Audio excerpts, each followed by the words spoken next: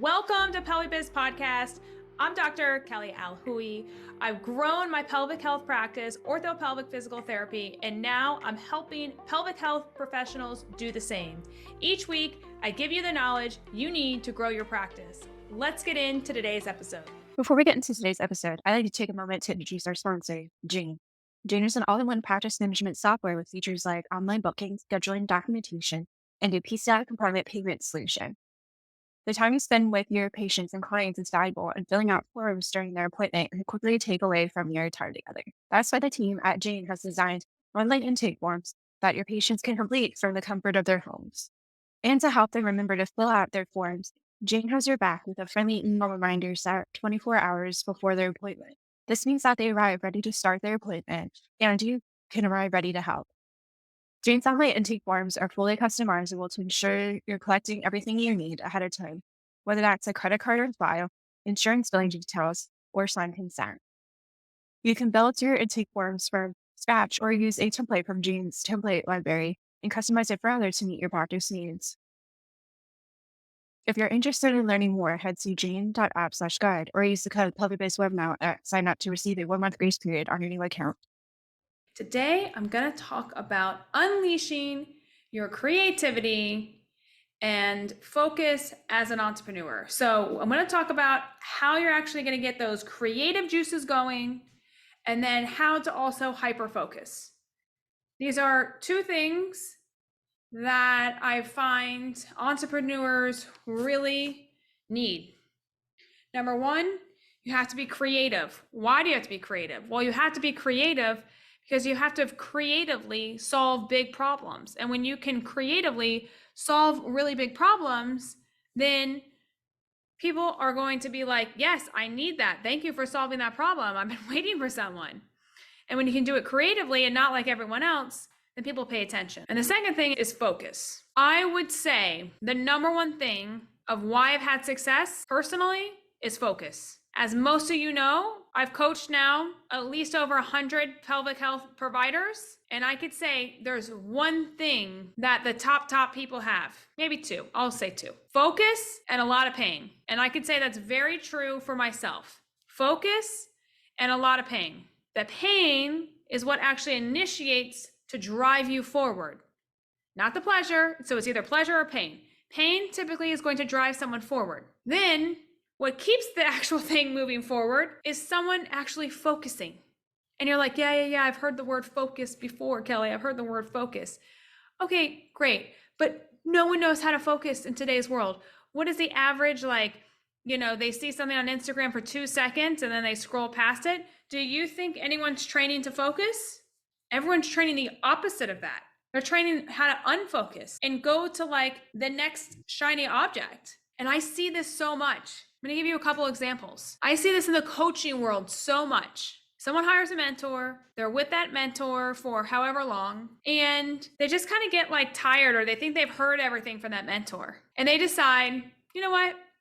I'm going to try to go out and have this mentor be in this group, and they spread themselves so freaking thin that they can't even focus on one mentor. And then they come back to that mentor and they're like, you know what? I'm not making progress. It must be you, the mentor.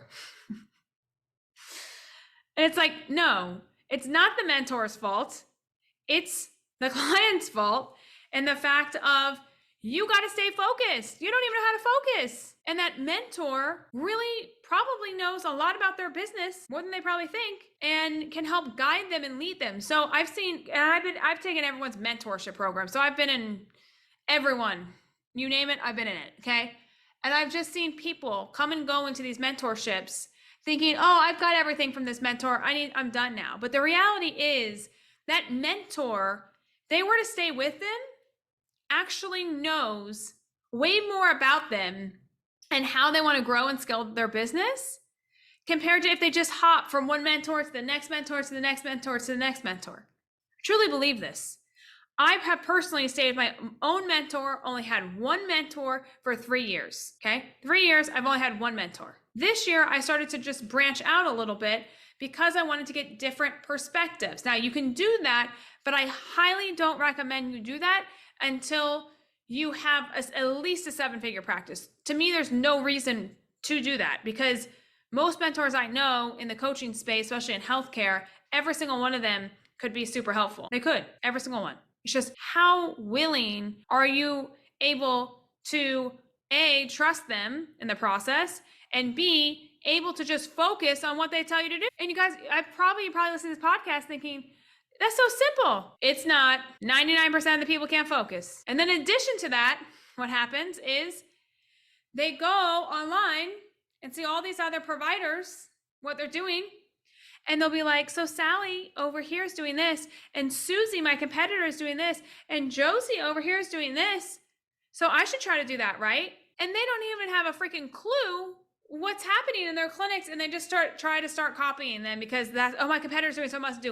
That's the worst strategy you can possibly do. I'm not kidding. That is called where you're just scrambling and you're not thinking and you're just trying to do the thing. When you're just trying to do the thing and you don't think about what would be the pro or the con or why you would integrate something, and you just try to copy everyone else, then you just blend in with everyone else. It's the worst strategy. I literally always do the opposite of what everyone else is doing. They see it this way, I see it this way. And I truly think that's another positive. Okay? Because I can stay focused. I can hyper-focus. It's a superpower. I can hyper-focus. And how I hyper-focus, and maybe this is a strategy, here's the tactile part of this, is I take out my phone, because everyone has a phone. I literally go to my notes section. I do this on planes. I do this on cars. I do this at my house. I do this at work. Wherever. I take out my notes section, and I write down what I need to do. So like today, I probably have 80 tasks I need to get done. I'm not kidding. Okay.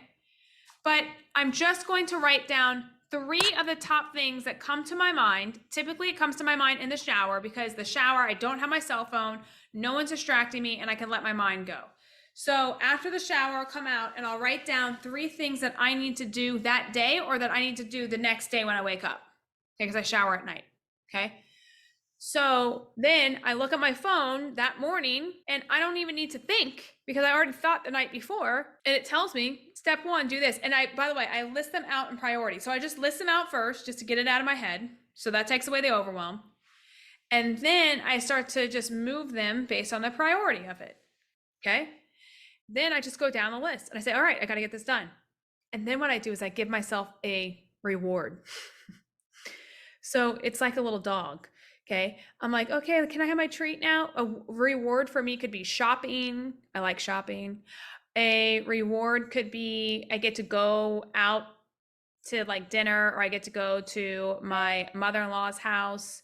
A reward could be I get to go to the grocery store, even though I hate the grocery store, but like I just get to go out somewhere, right? I maybe get to go hang out with my neighbors, or I get to go on a trip somewhere. Like whatever the reward is for you, maybe it's food. I don't know. I mean, maybe that's not a healthy thing, but like whatever it may be for you, do it. Think of what you like, do the 3 things, and then give yourself a treat, because then that means that you're going to do the thing again. And when people talk about, Kelly, how do you build confidence? How do you have such high confidence? It's because I promise myself I'm going to do this task, and I'm going to prove to myself I'm going to do it no matter what. It will get done. And I have high confidence in that, because I've learned throughout the years to build it up based on hyper focusing. So that's a strategy personally that I've used. I use time and time again. That's just one example with coaching. One example with, just Con Ed stuff. They'll take this course, they'll take this course, they'll take this course, and then they may implement like 3 things out of each course, which is fine, great. But they just keep taking the courses, but they don't really understand fully what's going on in just the one course. So they just took the one course and read that course 4 times. I guarantee you guys would get so much value out of reading a course 4 times rather than just reading it once and going through it once and then going to another course. I promise you. I've seen it so much. If you're struggling with overwhelm, that's why people get overwhelmed. They overwhelm themselves. Like, I got to do this, I got to do this, I got to do this. No, you don't. What's the number one problem you have? What's the number one problem you have? That's all you have to ask yourself. What's the number one problem? Well, it's hiring. Okay, great. Then you need to focus on getting someone in your freaking clinic, or you need to focus on how you're actually going to hire and put out the ad. You gotta pick it. Like, what is it? And then you hone in on that, and you don't let up until that problem is solved. Then you can go on to the next one. Now, when it comes to creativity, like unleashing your creativity, I find most of my creativity comes when I do something else besides business. So for example, my husband and I, a couple of months ago, we went to a woodworking class. It was a 2-weekend date night class.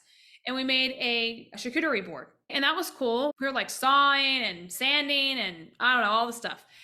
And that was cool. It unleashed some creativity. And then I'm like, okay, so they had us purchase the wood. And then they had us, while we were in the store, we needed a mask. So they had us purchase a mask. So that's like an upsell. And then we needed goggles because they had us do this sanding stuff that could, like, you know, the wood could come out our eyes. So then I needed goggles. So I had to go buy those there at the store. So now that's like a double upsell. And then I'm like, okay. And then they asked us after the class, like, what's another activity we wanted to do so we would come back? And, you know, I just apply it to business. That is business. And you don't have to, you can fully check out, but I like to learn from other activities that aren't business and then take that stuff and then apply it to actual business or apply it to the pelvic health world. Because you can learn from other industries. I actually find it very helpful because maybe they're doing something that the healthcare is not, because we all know healthcare is a little slow here.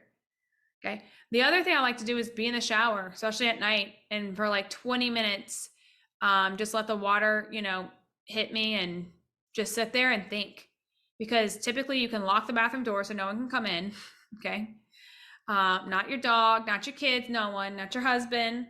And then you don't have your cell phone, no one's calling you, no one's doing anything. And you can really just let your mind go and just take a breath and just like think. And I'm telling you, all the best ideas I've ever had have come from the shower. They really have. So I think that's my time to just chill out and decompress. And then when you're not so stressed and in the hamster wheel, I call it, then all the creativity actually comes. But when you're constantly overwhelming yourself, you're going to get no creativity. Okay. So I think that's important.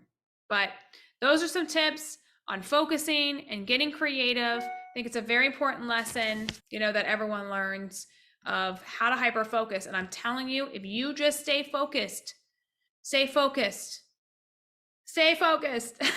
okay? If I haven't honed in on it enough, honestly, don't let all the shiny objects, don't look at anyone, what everyone else is doing, block everyone if that helps you, so that you only do what you feel is right in your freaking soul. And if you just follow that, which is your gut, you'll nail it. And don't pay attention to all the noise. Bye, guys. I consider myself a business and life coach. Are you ready to live the life of your dreams as an entrepreneur? If so, let's chat.